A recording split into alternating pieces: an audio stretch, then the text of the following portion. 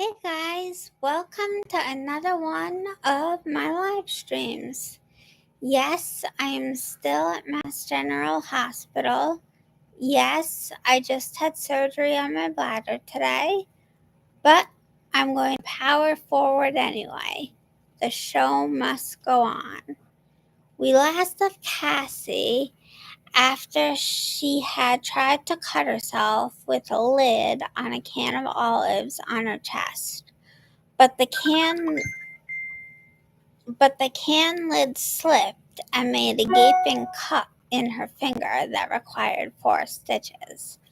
Cassie liked pretending she cut her finger on purpose and had the power to turn a normal-looking finger into a Frankenstein finger with all the wiry black stitches coming out of it. When they removed the stitches, she felt a sense of loss. The scar was impressive, but it was nowhere near as cool as the Frankenstein finger. We'll start reading here with Chapter 33, Psych Crisis. Life continued, crashing over my head in waves of confusion and hurting, and an inability to deal with either. The voices were loud. Their pleas for blood and pain were overwhelming. I felt helpless to resist their commands. I was still going to school, but spent almost no time in class. Mostly, I just sat in the hallways outside the school psychologist's office and waited in a fog of hallucinations for someone to come out and give me an answer. I wanted help. I really did. But no one seemed to be able to give me the kind of help that I needed. Teachers started to talk to me about assignments I hadn't been doing. I felt like I was swimming naked in a sea of overdue commitments. The state I was operating in made it too hard to manage all the things I needed to do. I continued to cut and started to wonder if I should just cut too deeply and bleed out right there in the doorway of the psychologist's office. The thought made me laugh. They would finally come out to see me, and I would be dead. It would be too late. Maybe it already was too late. The last thought sobered me up, and I stopped laughing. I started crying. It was the second day in December of 10th grade. I had just finished another unproductive therapy session. The hopeless feeling had returned full force again. I fingered the sharp glass that I now carried around in my sweatshirt pocket and had it there for months, in case the voices commanded me to use it. Just do it. Cut. Do it on your arm this time. Nice vertical lines, not horizontal, vertical. Up the street, not across. End it all. It'll be so easy. I looked at the scar on my finger and remembered how easily so much blood had seeped out with just one fast brush of sharpness against my soft skin. I fingered the glass again. Just then, my dad showed up in the waiting room. He was ready to pick me up and bring me home to another week of struggling and hurting. I knew I couldn't deal with it. I knew I couldn't stand it. My dad's eyes met mine, and my concern reflected in his. He could see that I was desperately floundering around and knew I was struggling to fight off mental agony and pain. His eyes were etched with weariness, fear, and love. He approached me gently. "How was therapy?" He softly rested a hand on my shoulder. I leaned in and hugged him. I breathed in the smell of Axe deodorant and Starbucks coffee. I heard the sound of choking sobs, and I thought that I had made him cry. But then I realized it was me that was sobbing. He hugged me so tight, like he never wanted to let me go. I had never gotten a hug like that from him before. Life couldn't continue like this, and we both knew it. He patted my shoulder and led me down the stairs. On the first floor of the building was the Psych Crisis Center. "Do you want to talk to a crisis counselor?" my dad asked. His voice was steady, but I could hear the worry laced beyond his words. I couldn't bring myself to speak, but I knew what I needed. I nodded. My dad guided me through the heavy doors. I noticed a sick feeling of foreboding as I realized that the doors could be locked from the inside if one of the crisis counselors decided that they needed to hold someone in against their will. I thought back to the times that I'd seen ambulances arrive at these very clinics, and the times I'd seen people escorted out by EMTs to be taken to one of those torture chambers they called inpatient psychiatric units. My heart was beating hard and fast, but I let my dad guide me to a chair, and I sat down as he introduced me to the receptionist at the front desk. My whole body shook, even though I had stopped crying several minutes ago.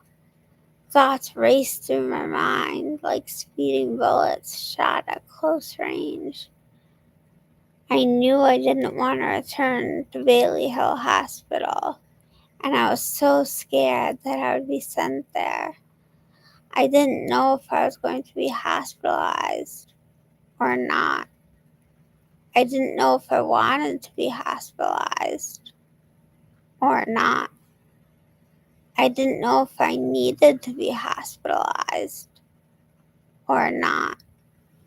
A girl whose arms were scarred over with slashes of cuts and scars from her upper arms down to her wrist sat angrily doodling on a piece of paper.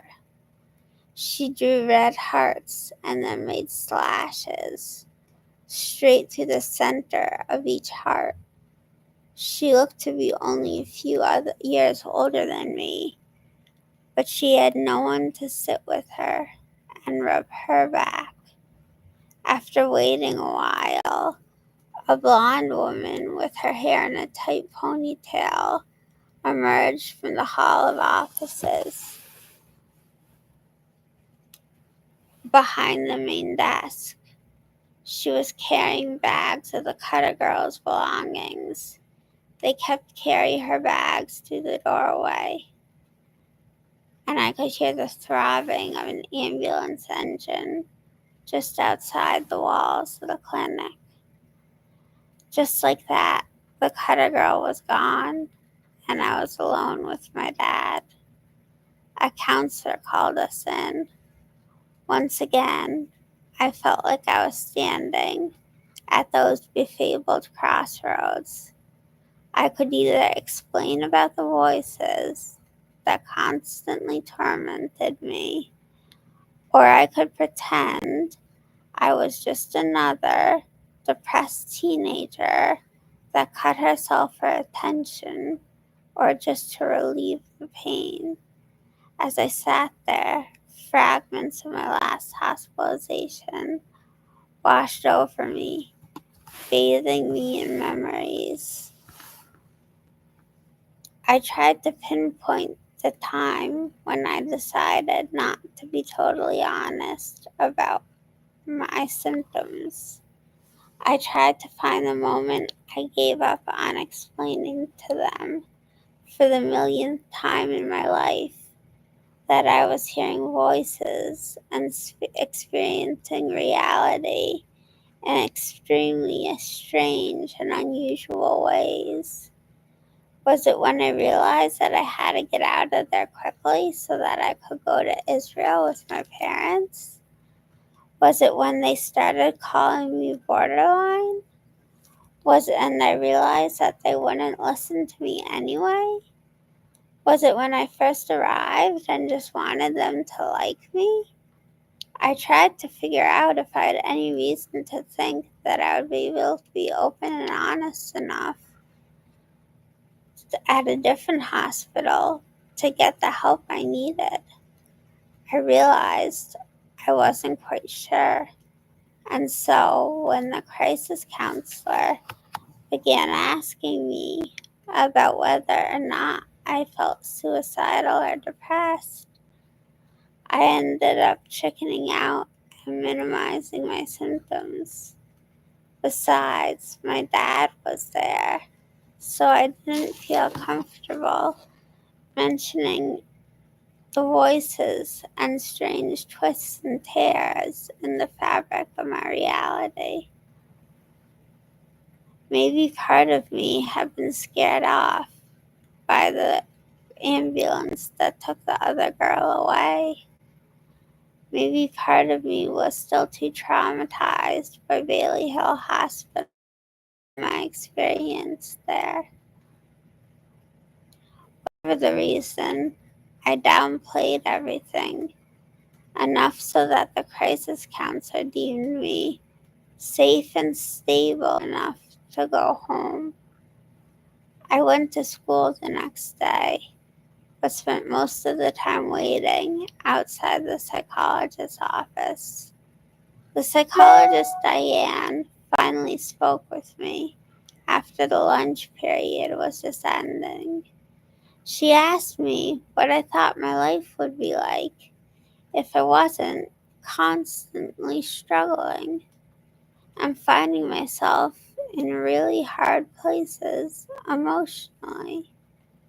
I realized that I couldn't answer that question because I didn't even remember what life had been like before the voices, before the craziness, when I was normal.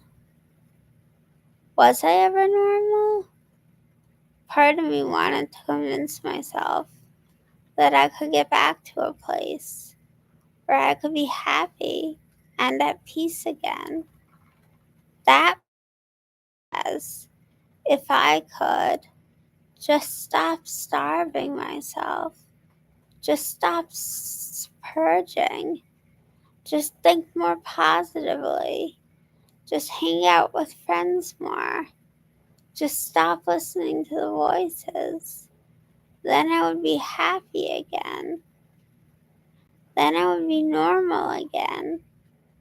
I don't know if I'd rather believe that I was in control of my symptoms and just wasn't working hard enough to get better from this sickness, but could improve if I just tried harder, or that I was the helpless victim of an illness that controlled me.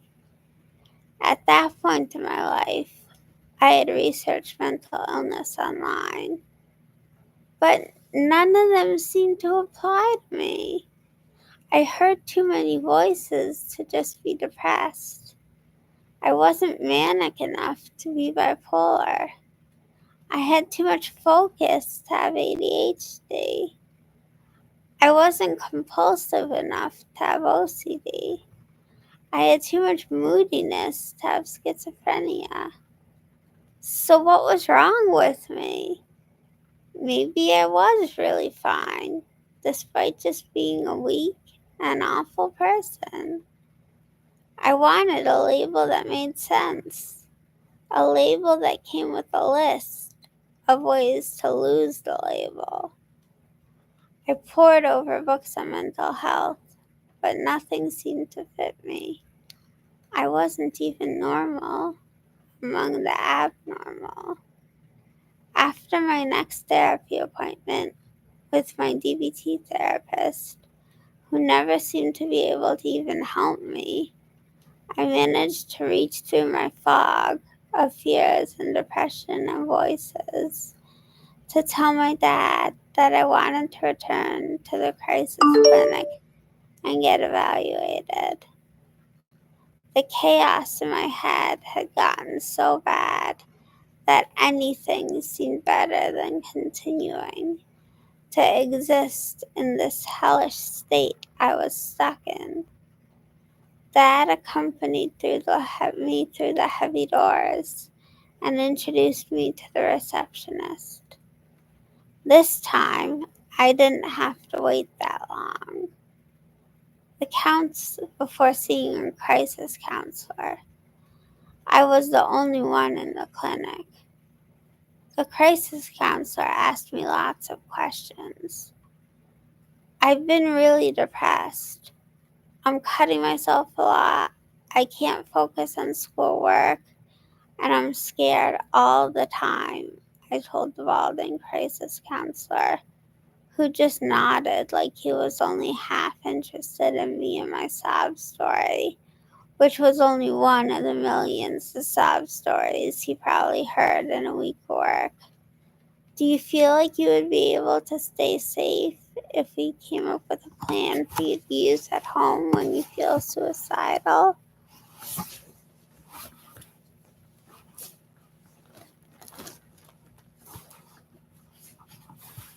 Hang on.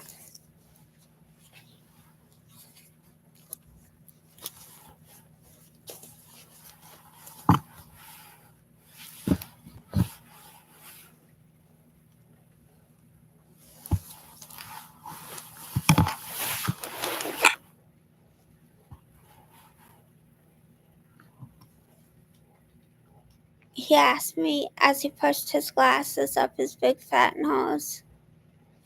I shrugged. I didn't think so, but I also didn't know what answer he was looking for. You need to answer, he insisted. I studied my dirty sneaker and then spoke. I don't think I could.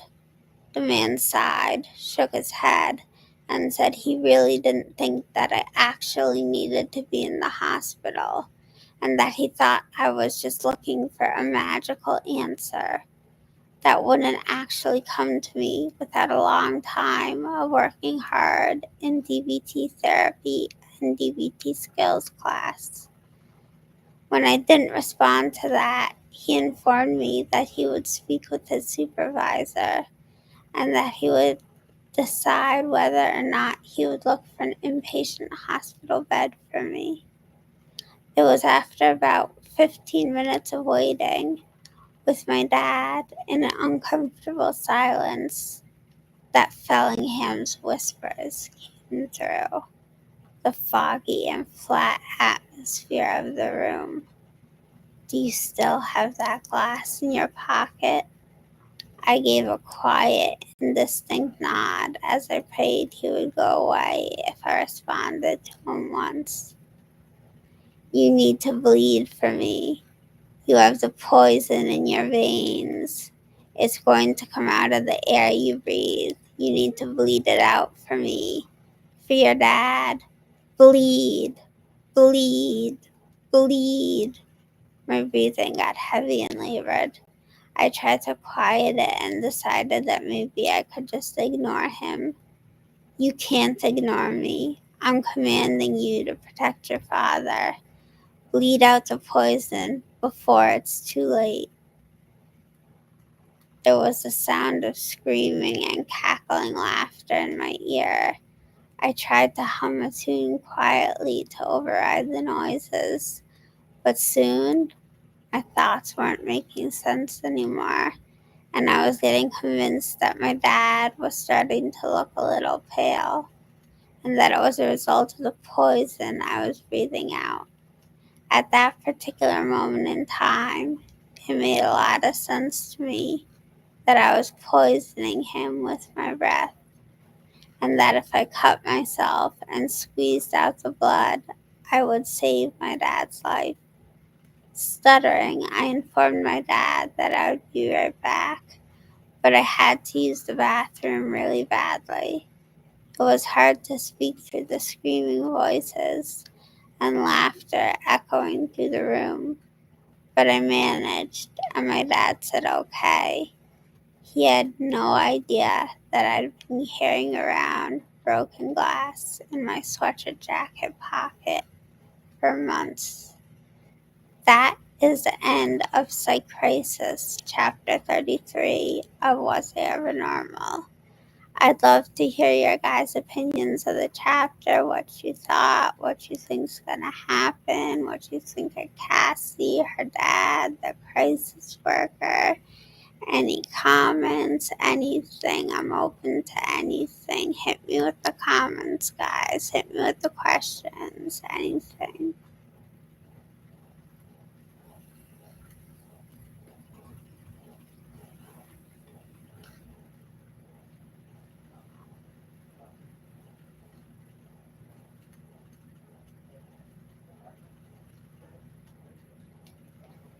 I'm starting to feel better. I had my catheter changed this morning.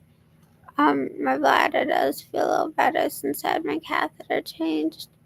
They think I have a vitamin A toxicity and a vitamin K toxicity, causing the lethargy I had, and it wasn't just adrenal insufficiency.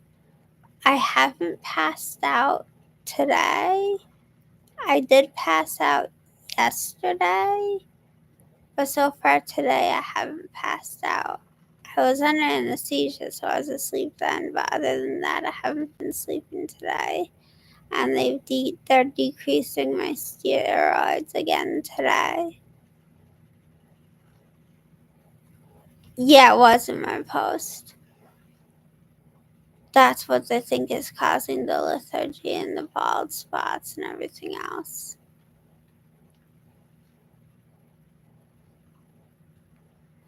I'm glad you thought it was well written, and I'm glad it resonated with you, Christina. That's awesome. It's really awesome.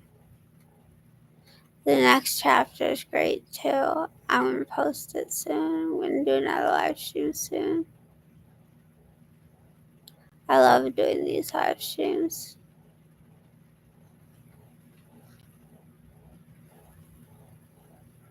I was so worried I was going to fall asleep for this live stream. I kept nodding off for it and pulling myself awake.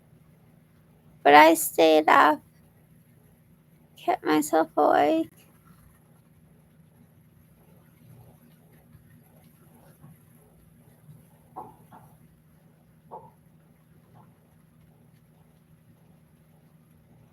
Yeah, the voices are like real people to Cassie. She considers them real people. They're real beings to her.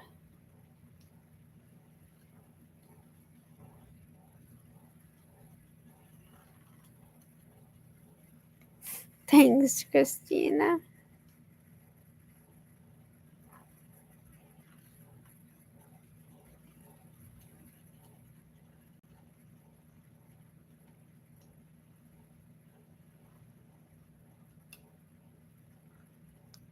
Alright, well, I think I'll close this video down. Thanks, guys, for watching it. Love y'all. Bye.